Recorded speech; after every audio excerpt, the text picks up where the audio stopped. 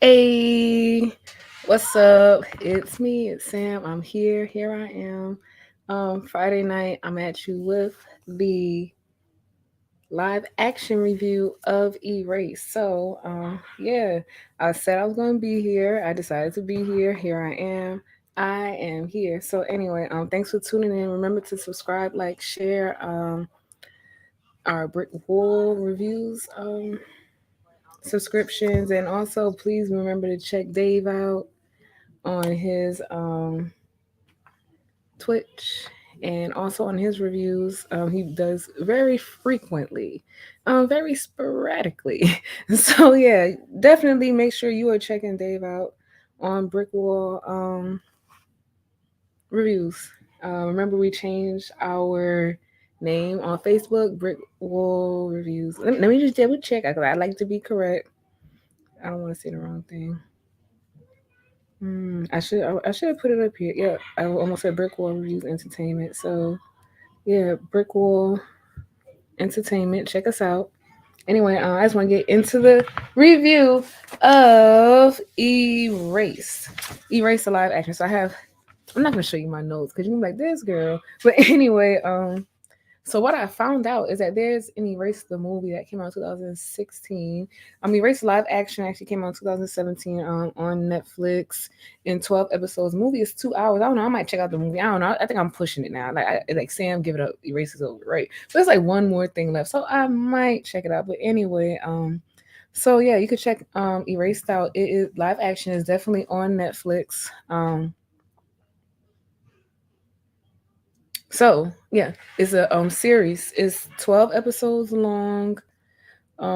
It's about 30 minutes each. The episodes are way longer. I'm not gonna say well, they technically are way longer. They are like they're almost 30 minutes each, so they're longer than what we would expect from a normal anime series.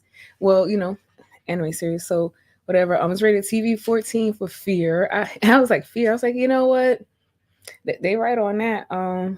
So yeah, so I did a little compare and contrast of the two. So I just wanted to get right into it and just dive right in. So the first thing I noticed when the anime started, like I mentioned, was in my last review on Sunday, that in the live action, our main character on Satsuro, he's trying to, warn the van driver, well, the truck driver, he's about to do something. So the truck driver, he doesn't see him, and in the live action, the window is up, and in the anime, the window's down. And, for all intents and purposes, I might kind of get it now. Might kind of get it, but I might get it now. I might get it. It might make sense to me.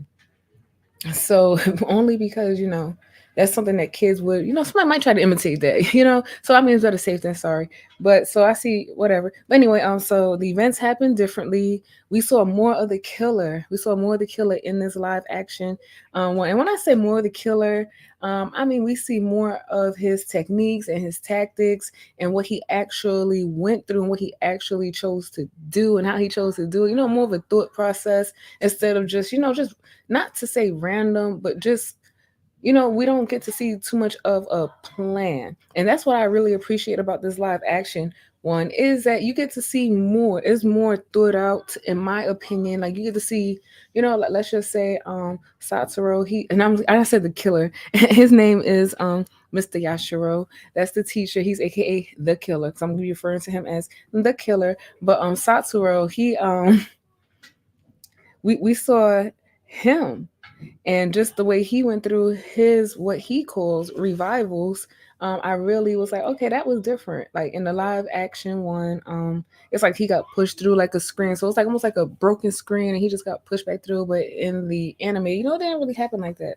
But anyway, I just wanted to get back onto Mr. Yashiro. Mr. Yashiro, the teacher, the killer. But anyway, the so with Mr. Yashiro, like I said, I don't want to say he was funny, but his facial expressions are like very comical.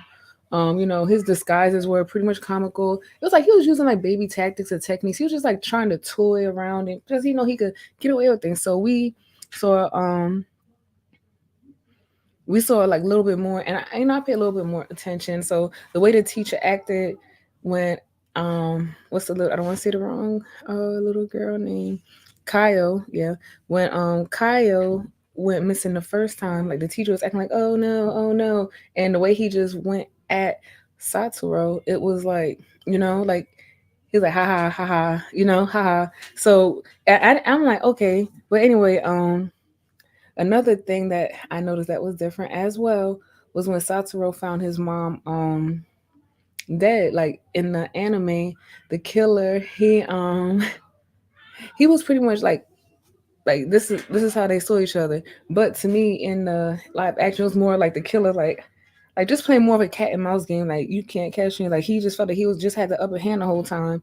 Like I said, it was more realistic, and especially when it came to like the hospital scene, because in the anime it was like Satoru just, he just, I mean, like I said, the stimulation of his legs, whatever the case may be, but just his amnesia alone, like he came back within like just a short amount of time. And so I appreciate in the live action that they actually took more time to go through that process with, what people may actually go through might not be like, as quick of a turnaround or whatever the case may be, just have realistic expectations. But I really appreciate that about the live action one. Um, like I said, the characters are made more aware of his behaviors in both the live action and the anime. Um, the difference was the killer, Mr. Yashiro. He tried to kill. I'm gonna say the girl because that's why I wrote the girl name. It was and I didn't write her name down the first time either. But it was his like quote unquote love interest when the killer he pushed her off the balcony this time. So the first time in the live action, well, in the first time in the anime, in the first time in the anime, the killer he tried to burn the house down.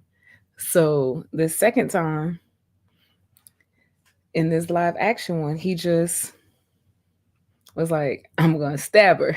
Like he was in a little stabbing mode. So he tried to stab her, whatever the case may be, failed and just ended up pushing her off the balcony. So that was a little thing that was different. And also we also learned that and also this is what was different was that Satoru was almost turned into like almost like a little mini murderer himself. So we saw like in one of his revivals, like he learned something different about like, I'm not gonna say what it is. You're gonna have to watch it to check it out. I ain't gonna put that out there. So yeah, that little scene was a little like, oh, look at him. Like he when he gets desperate, like he almost took like a negative route when he got desperate. So we saw that come out in this live action Satoru. Also,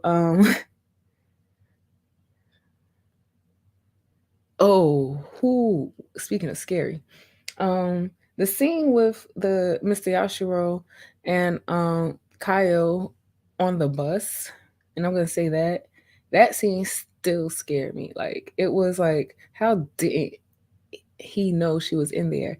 And if he did know she was in there, why didn't he just do it then? You know what I'm saying? Like, but it was like very scary. Like, just put yourself in that suit. Whew, that scene, like that scene was well done, in my opinion. In my opinion. Also, um, the killer. Oh yeah, yeah. I'm just like, oh yeah. Oh, another major difference. Another. So the social service worker in the anime was Kyle's grandma, but in it wasn't like that in a live action. And I appreciated that because it was like really now if you knew, but whatever the case may be. So I really appreciate that too.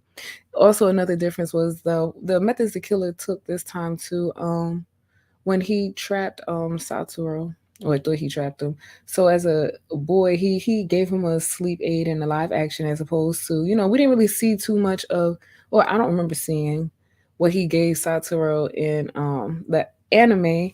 And then also just the way the details of how he was found, Satoru was found, and what made him be in a coma for that long, what could have happened because he was, in ice water. So, and then he had the sleep aid, so it was like he went to sleep before. So, the live action kind of put things together, kind of makes it make a little bit more sense.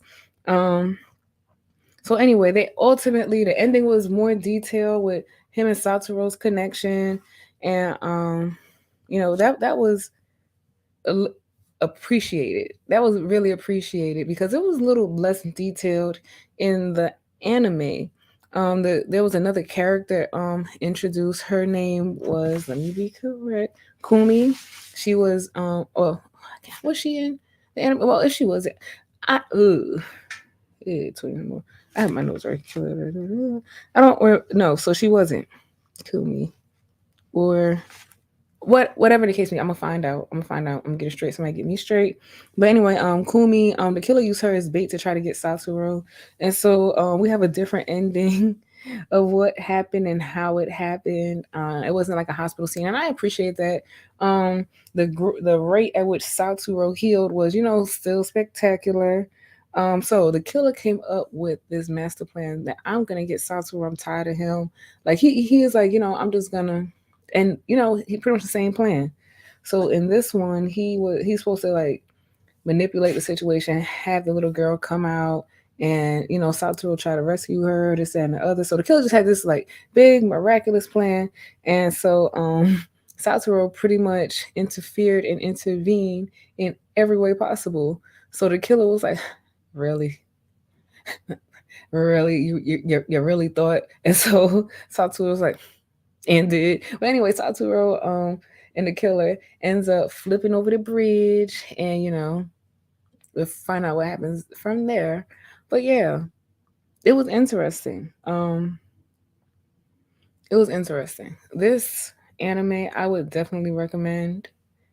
Like I said, I really enjoyed this live action. If you're looking for more in depth um breakdown, more in depth breakdown of some of what this might be, what that might be, some of the questions that you might still have from the anime, then you need to definitely check this live action interpretation out. I think it was very well.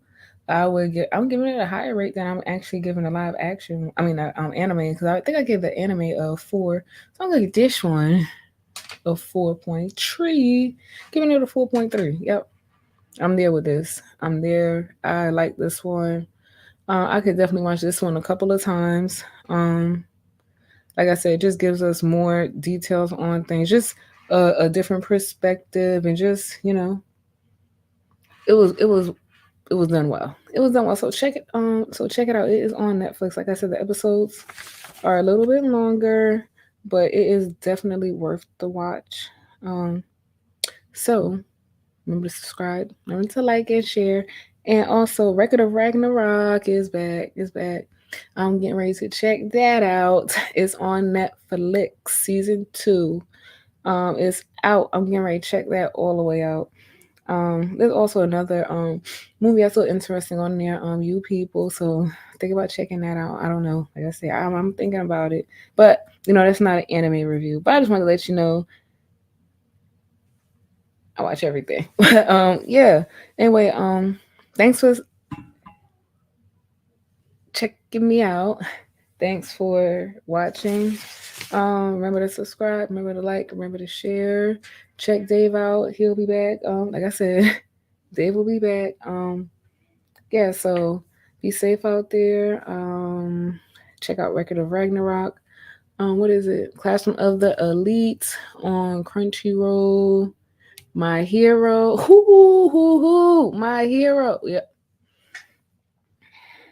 Yo, My Hero almost. I was ooh, like between the nail, like tight. I was real close to watching My Hero and reading the subtitles. Y'all almost had me reading subs, bro. I was like, oh my god, I can't take it. I almost was reading subs, but yeah, My Hero. That's all I got to say. But yeah, thanks for tuning in, and check me out next time.